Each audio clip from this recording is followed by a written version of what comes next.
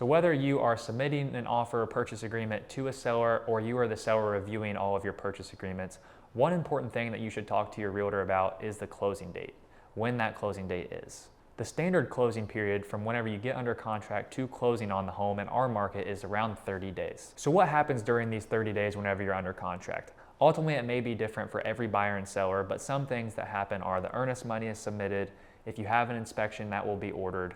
An appraisal will be ordered to understand the appraised value of the home. There will be negotiations, final walkthroughs, underwriting with your lender and submitting certain documents, or even repair negotiation before you get those keys.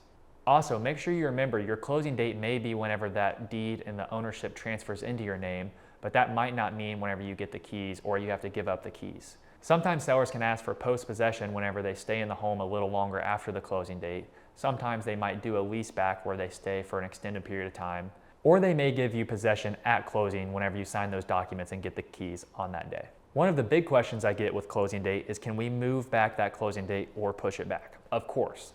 Often sellers are not going to want you to push the closing back, they would rather move it forward. This may happen whenever all the contingencies and conditions of the purchase agreement and your offer have been met early and every party is ready to close.